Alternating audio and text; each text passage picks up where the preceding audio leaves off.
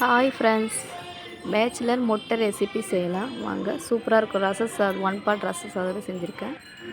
வாங்க எப்படி செய்யலான்னு பார்க்கலாம். சீரகம் 1/2 ஸ்பூனு, மிளகு 1/2 ஸ்பூனு, தனியா 1 ஸ்பூனு, ஒரு மீடியம் சைஸ் வெங்காயம், கொஞ்சமாக மஞ்சத்தூள், குழம்பு மிளகாய்த்தூள் கொஞ்சம்,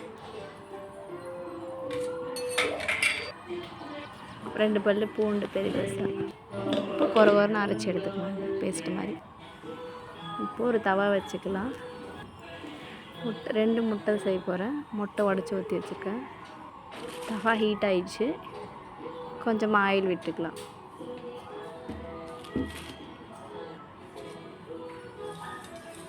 கடுகு சீரகம் ஆட் பண்ணிக்கலாம். இப்போ நல்லா பொரிஞ்சிடுச்சு. முட்டை ஆட் பண்ணிக்கலாம். இப்போ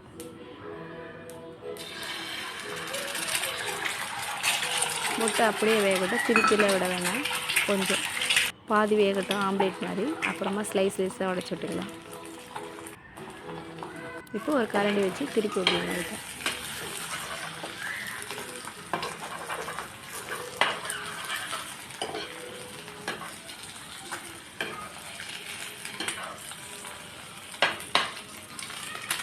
ஸ்லைஸ் ஸ்லைஸாக கட் பண்ணிக்கலாம். பாருங்கள், நல்லா வெந்துடுச்சு. ஸ்லைஸ் இதை கட் பண்ணியாச்சு. இப்போ அரைச்சி வச்ச பேஸ்ட் ஆட் பண்ணிக்கலாம்.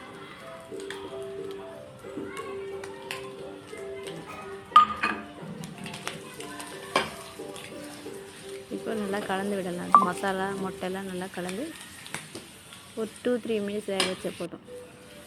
இப்போ நல்லா கலந்துச்சு.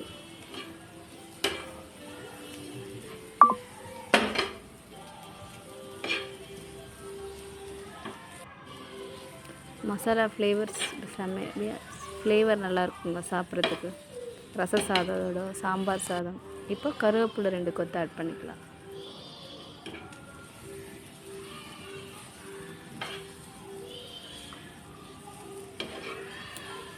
அது நல்ல வாசனையாக முட்டை அந்த மசாலா சாப்பிட்றதுக்கு சூப்பராக இருக்குங்க. சூப்பரான பேச்சுலர் முட்டை ரெசிபி ரெடிங்க.